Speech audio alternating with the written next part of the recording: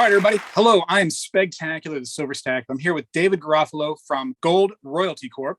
David, I want to talk about you a little bit, but before I do that, I want to just tell people what gold royalty means. If you could just give me that information. Well, the royalty business is a way for our company to finance mining activity on the gold side. So we provide capital to the miners and we take a royalty back in return. So it's not a debt instrument, it's not an equity instrument. We help put capital right into the ground to help build new mines or expand existing ones. And rather than get paid back that capital like a loan, we get it back in the form of a royalty. And a royalty is a percentage of the revenue. So typically we get anywhere from 0.5 to 1 or 2 or 3% of the revenue from the mine in perpetuity. So as long as the mine's around, we have a royalty. If the deposit grows geologically, our royalty extends to that. That gives our shareholders a lot of optionality in the exploration success. But the other really attractive thing about our model is that because we only have top line exposure or percentage of the revenue, it doesn't matter what happens to the operating costs at the mine. So they could inflate, but it doesn't impact our ability to extract revenue from the mine because we get a fixed percentage of the top line. And that's really important in this environment where inflation is so high. Mining companies are not immune from inflation. Their operating costs are going up. And that's why I think if you're going to play the gold space, the best place to play it is to the royalty companies because they give you the best of all worlds. They give you leverage to the gold price. So as the gold price goes up, our revenue goes up because we have a percentage of the revenue. But if operating costs go up, we're completely insulated from that. And we get the upside to exploration success. So if the deposit grows geologically, our royalty grows and the life of our royalty grows. So basically, you lend a company money who's into the gold field, and they, in return, part of their profits goes back to you as the royalty. Well, it's even better than profits. It's the revenue. So we don't have to worry about operating costs. We get a percentage of the top line.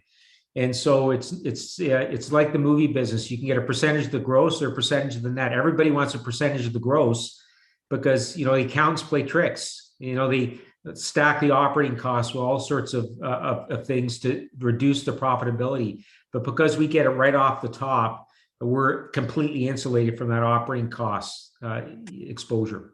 I'll tell you what, I really do like the royalty kind of platform. It does seem like the best way to go when you're investing. It just seems like you're getting a real big benefit there.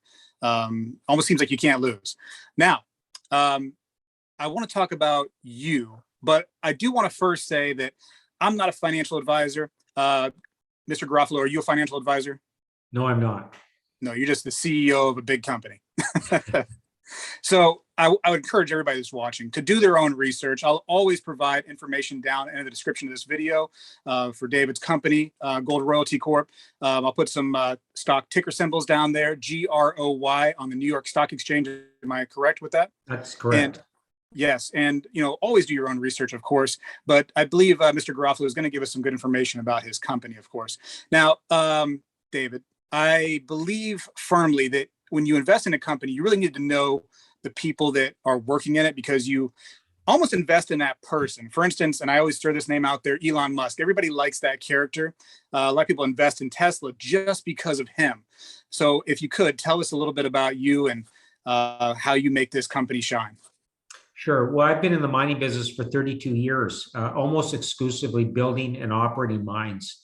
And at this stage in my career, I've switched over to the royalty side of the business because I can leverage my expertise in mine building in order to look at good royalty opportunities. And I can also leverage my network, having built and operated mines and run large cap mining companies for many years. I can leverage those relationships to get at royalty opportunities before the rest of the herd does.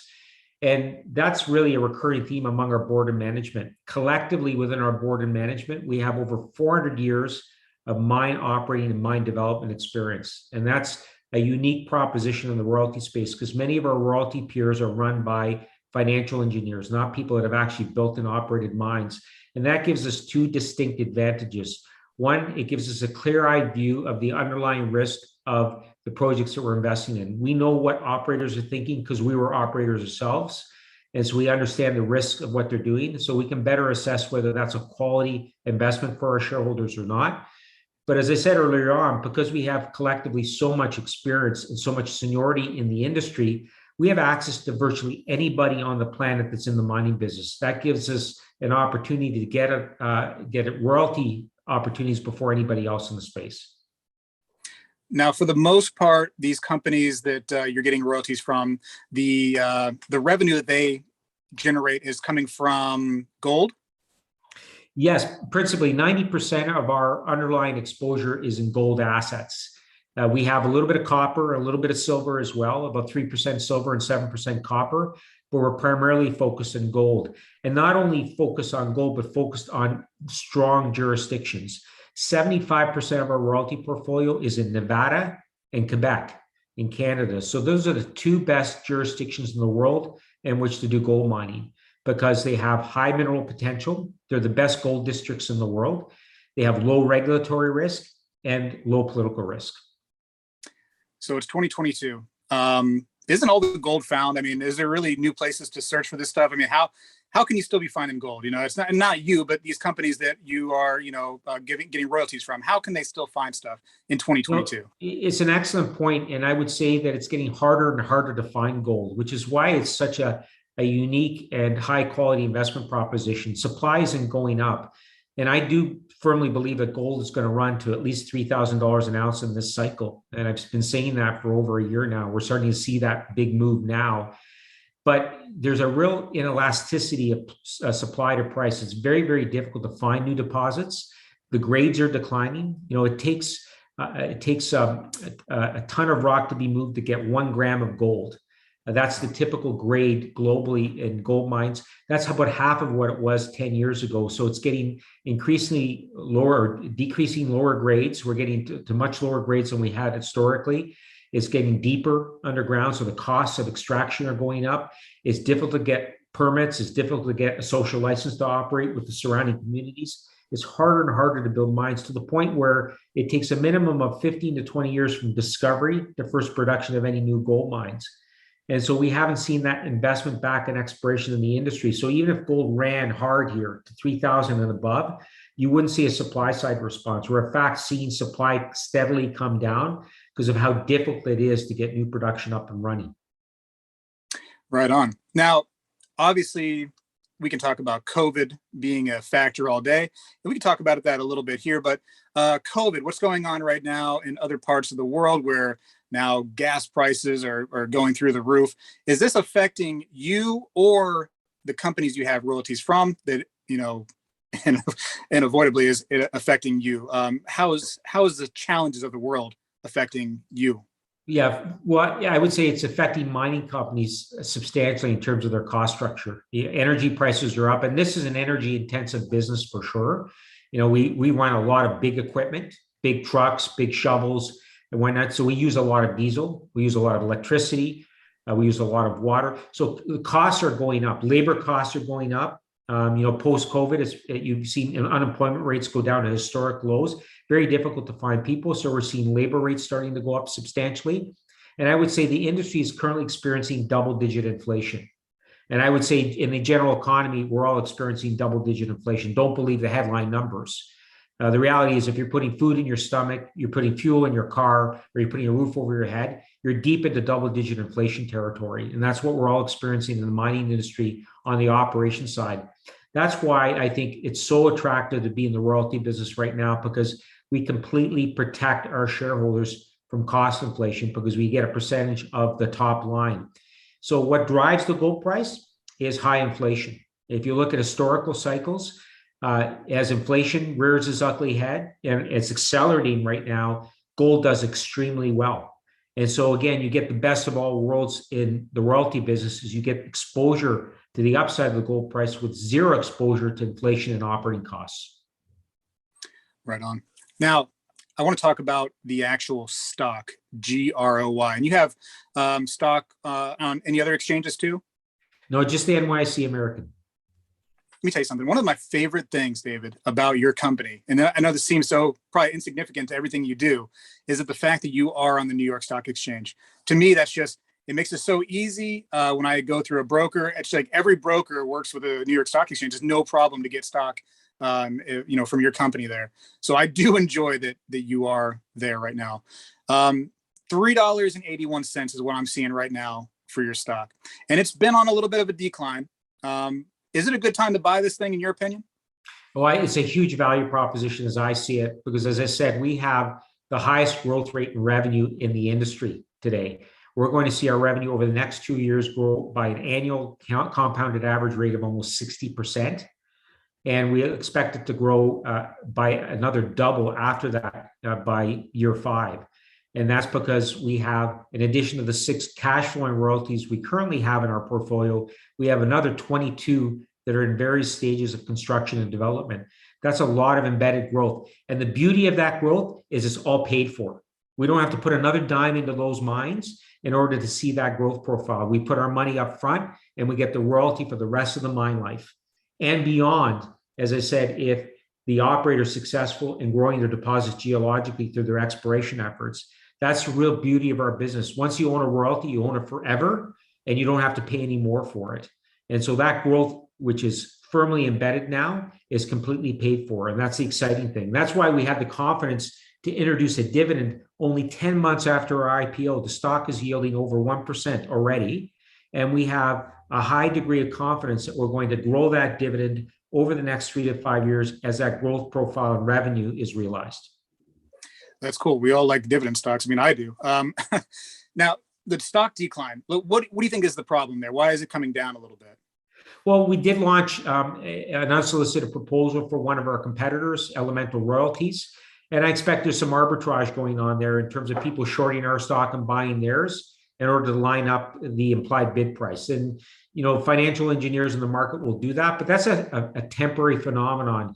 When we complete this merger, the stock, in my view, will take off. I think the synergies that come from putting these companies together, they have a nice short-term cash flow profile. We have much more growth, so it's very complementary. They bring Australia into our portfolio, and that's another tier 1 jurisdiction to complement the tier 1 royalties we have in Quebec and Nevada.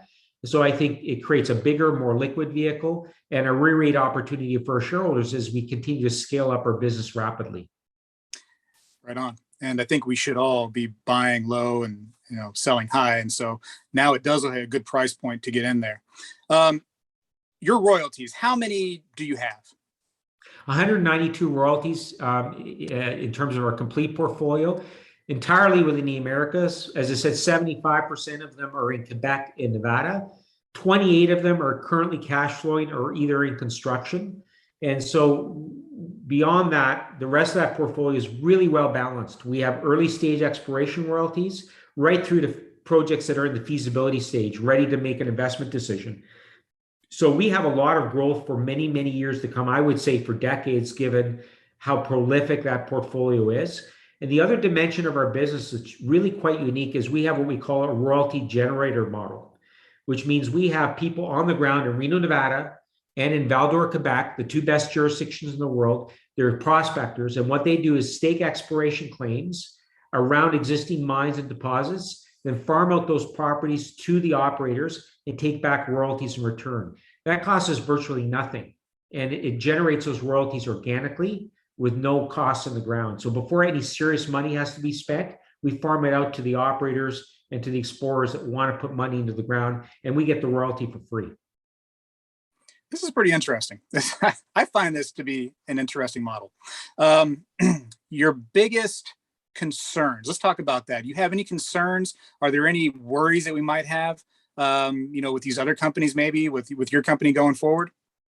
Well, it's a very competitive environment for new royalty opportunities. That's why it's so important to have a senior management board like we do that gets access to opportunities before they're sold in auction processes. Because when they're put in competitive auction processes, they tend to go for top dollar, and that really undermines the return proposition that you're trying to capture for your shareholders.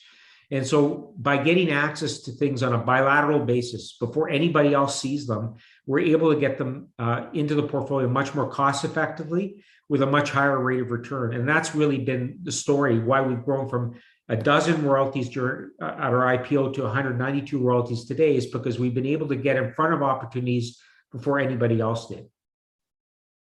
Right on. Now, you mentioned that you believe that gold could go to 3,000. And of course, again, we're not financial advisors. It's just how we see things. You know what I mean? I'm a little bit south of that, but I see it going up from where it is too. I'm actually kind of dumbfounded that gold hasn't quite, peaked yet, but it's coming up.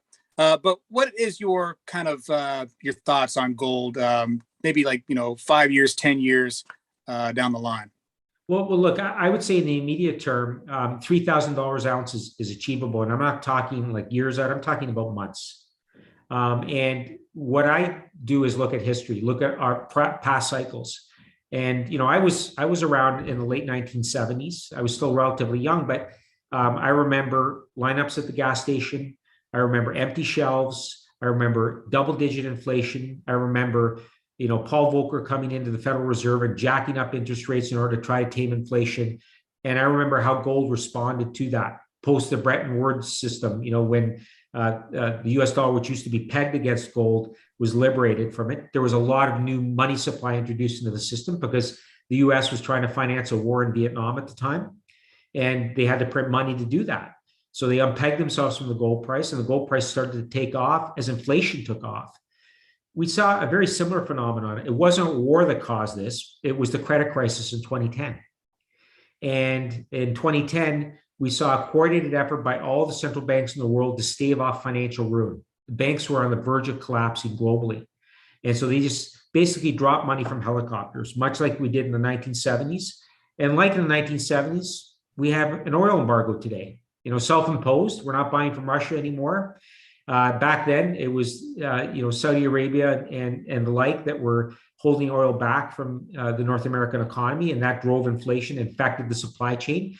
So we're seeing a lot of things that not exactly as they were, you could say history doesn't repeat itself, but it certainly rhymes. There's a lot of rhyming that going on now between now and the early or late 1970s. And at that time, even as the central bank started to ratchet up interest rates in the late 1970s, gold continued to take off for a number of years because inflation was continuing to accelerate. So real interest rates were continuing to dive deep into negative territory, much as what's happening now. Even as the Federal Reserve talks about raising interest rates a quarter point here and a quarter point there, inflation keeps going up and up and up, and that means real interest rates keeps going further and further into negative territory. That drives capital into gold because gold is the one currency you can't print. There's a very finite quantity of it. So back in the late 1970s, early 80s, gold went up to $850 an ounce in 1981 dollars. If you inflation adjust that to today's dollars, that would be $3,000 an ounce. We're not anywhere close to the previous cyclical high for gold. We're still 50% away from that. But we are seeing a big significant move now, and we're seeing a flight of capital out of the equity markets, out of the counter-cyclical stocks into gold to preserve capital in an inflationary environment, much like we saw in the late 70s and early 80s. Now, if gold goes to $3,000 an ounce, as you believe that it could, what does that do for Gold Royalty Corp? Well, what that means is all those incremental dollars of royalty revenue go right to the bottom line. I run a business with 6 full-time employees, and we're not running mines. We're running royalty portfolios. We own contracts on these mines. We don't actually own the mines themselves, so we don't have a lot of employees. I can run a business 10 times the size with the same 6 employees. So that means every incremental dollar of royalty revenue that goes into our coffers because of a higher gold price or an additional royalty acquisition goes right to our bottom line. So it's huge leverage to the gold price for our shareholders. I don't know if you're a TV person. I used to be before everything turned into where you just had to have subscriptions, everything now. But you ever watch Shark Tank? I've seen it, and there's a Canadian equivalent of it, and it's the same guys on the US show that were on the Canadian show. It's called Dragon's Den in Canada. Yeah. There's one shark on there, and he loves the royalty. Now, of course, he's not doing gold royalty, but he's doing royalties through, hey, I'll lend you some money and you just give me a piece of it, all the time.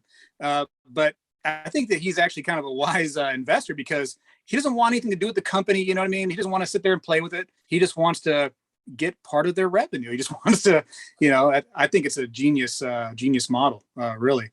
And over 190 that you have right now. That's really impressive. Really impressive. And that number could keep growing. I mean, tomorrow you could have more. And that's really the other unique element of the royalty business is we're far more diversified than any mining company can be because, even the biggest mining companies in the world on the gold side can only practically operate a dozen, maybe 15 mines in their portfolio. It's impossible to do more than that.